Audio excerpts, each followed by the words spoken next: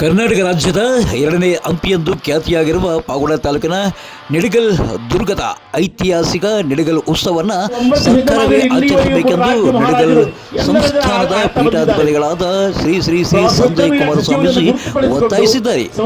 ಕಡೆ ಶ್ರಾವಣ ಸೋಮವಾರದ ಅಂಗವಾಗಿ ನಿಡಗಲ್ ಬೆಟ್ಟದಲ್ಲಿ ವಾಲ್ಮೀಕಿ ಜಾಗೃತಿ ವೇದಿಕೆ ಮತ್ತಿತರ ಸಂಘ ಸಂಸ್ಥೆಗಳಿಂದ ಹಮ್ಮಿಕೊಂಡಿದ್ದ ನಿಡಗಲ್ ಉತ್ಸವಕ್ಕೆ ಚಾಲನೆಯನ್ನ ನೀಡಿ ಅವರು ಮಾತನಾಡಿದ್ದಾರೆ.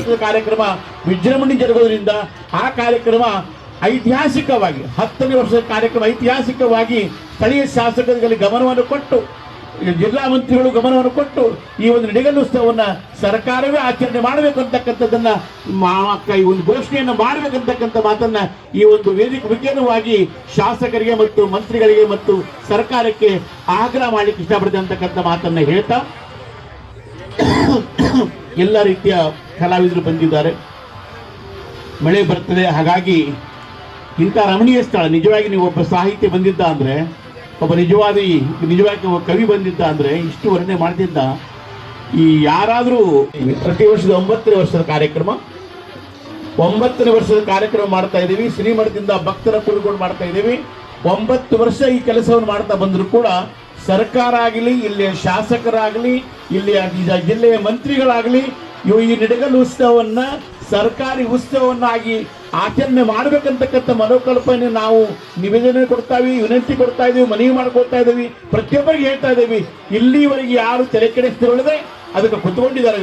ದಯವಿಟ್ಟು ಈ ಒಂದು ವೇದಿಕೆ ಮುಖ್ಯವಾಗಿ ಹೇಳ್ತಾ ಇದ್ದೀನಿ, ಸ್ಥಳೀಯ ಶಾಸಕರಿಗೆ, ಈ ಜಿಲ್ಲೆ ಮಂತ್ರಿಗಳಿಗೆ ಹಾಗೂ ಪ್ರವಾಸೋದ್ಯಮ ಮಂತ್ರಿಗಳಿಗೆ, ಸಂಸ್ಕೃತಿ ಮಂತ್ರಿಗಳಿಗೆ ಎಲ್ಲರೂ ದಯವಿಟ್ಟು ಮುಂದಿನ ವರ್ಷದ 10ನೇ ವರ್ಷದ ಕಾರ್ಯಕ್ರಮವನ್ನ ನಿಡಗಲ್ ಉತ್ಸವವನ್ನ ಸರ್ಕಾರ ಆಚರಣೆ ಮಾಡಬೇಕು ಅಂತಕ್ಕಂಥ ಮಾತನ್ನ ದಿಟ್ಟವಾಗಿ ನೀವು ತಗೊಳ್ಳೇಬೇಕು ನಿರ್ಧಾರವನ್ನ ಅನ್ನೋ ಉದ್ದೇಶಕ್ಕೋಸ್ಕರ ಈ ಒಂದು ವೇದಿಕೆಯನ್ನ ಅವರಿಗೆ ಎಚ್ಚರಿಕೊಂಡಿರ್ತಕ್ಕಂಥ ಕೆಲಸವನ್ನು ಮಾಡ್ತೇನೆ ಅಂತಕ್ಕಂಥ ಮಾತನ್ನು ಹೇಳಿಕ್ಕೆ ಇಷ್ಟಪಡ್ತೇನೆ.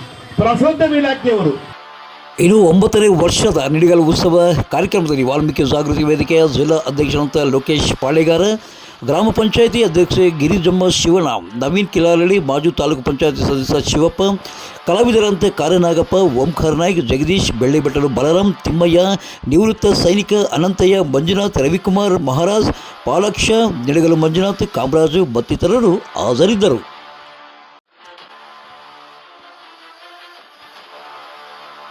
ಶ್ರೀಕೃಷ್ಣ ಜನ್ಮಾಷ್ಟಮಿ ಪ್ರಯುಕ್ತ ಪಾವಗಡ ತಾಲೂಕು ಯಾದವ ಸಂಘದ ವತಿಯಿಂದ ರೊಪ್ಪ ಗ್ರಾಮದ ಯಾದವ ಸಂಘ ಮತ್ತು ಪಾವಗಡ ತಾಲೂಕು ಯಾದವ ಸಂಘದ ವತಿಯಿಂದ ಜಂಟಿಯಾಗಿ ರೊಪ್ಪ ಗ್ರಾಮದಿಂದ ಶ್ರೀಕೃಷ್ಣನ ಭಾವಚಿತ್ರದ ಮೆರವಣಿಗೆಯೊಂದಿಗೆ ಪಾವಗಡ ಪಟ್ಟಣದ ಮುಖ್ಯ ರಸ್ತೆಯ ಮೂಲಕ ವೇಣುಗೋಪಾಲ ಸ್ವಾಮಿ ಗುಡಿಯವರೆಗೂ ಈ ಒಂದು ಮೆರವಣಿಗೆ ಸಾಗಿತು. ಈ ಒಂದು ಮೆರವಣಿಗೆಯ ಸಮಯದಲ್ಲಿ ಯುವಕ ಯುವತಿಯರು ಡಿಜೆ ಹಾಡುಗಳಿಗೆ ಕುಣಿದು ಕುಪ್ಪಳಿಸಿದ್ದಾರೆ.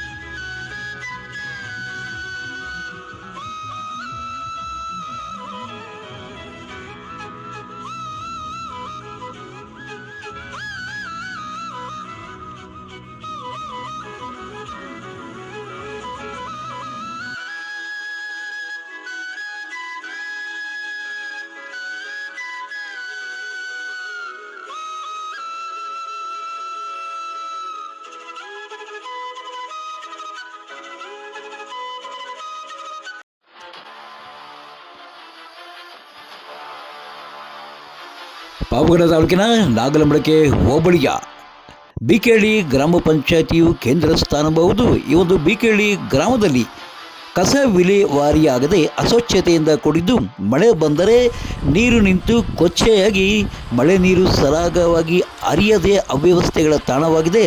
ದಲಿತ ಕಾಲೋನಿಯಲ್ಲಿ ಹೇಳುವರು ಕೇಳುವರು ಯಾರೂ ಇಲ್ಲ. ಕಳೆದ 1 ತಿಂಗಳಿಂದ ನಮ್ಮ ದಲಿತ ಕಾಲೋನಿಗೆ ವಿದ್ಯುತ್ ಕಂಬದಲ್ಲಿ ವಿದ್ಯುತ್ ಲೈಟ್ಗಳು ಮಾಯವಾಗಿವೆ. ನಮಗೆ ಅಂಧಕಾರದಲ್ಲಿ ನಾವು ಮುಳುಗಿದ್ದೇವೆ. ಈಗಲಾದರೂ ಗ್ರಾಮ ಪಂಚಾಯಿತಿಯ PDO ಮತ್ತು ತಾಲೂಕು ಪಂಚಾಯಿತಿ ಅಧಿಕಾರಿಗಳು ಎಚ್ಚೆತ್ತುಕೊಂಡು ನಮ್ಮ ದಲಿತ ಕಾಲೋನಿಗೆ ಮೂಲಭೂತ ಸೌಕರ್ಯಗಳನ್ನು ಒದಗಿಸಿಕೊಡಬೇಕೆಂದು ಸಾಮಾಜಿಕ ಜಾಲತಾಣದಲ್ಲಿ ವಿಡಿಯೋವನ್ನು ಹರಿಯಬಿಟ್ಟಿದ್ದಾರೆ.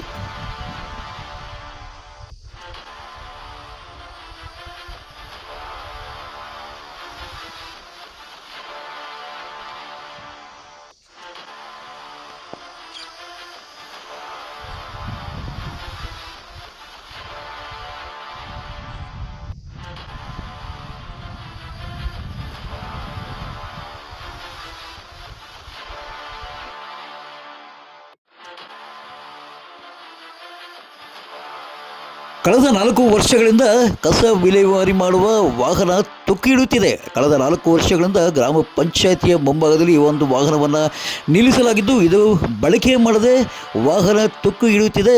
ಈಗ ಅದು ಸಂಬಂಧಪಟ್ಟವರು ಗಮನ ಹರಿಸಿ ಈ ಒಂದು ಕಸ ವಿಲೇವಾರಿಯನ್ನು ವಾಹನದ ಮೂಲಕ ಮಾಡಬೇಕೆಂದು ಗ್ರಾಮಸ್ಥರು ಒತ್ತಾಯಿಸಿದ್ದಾರೆ.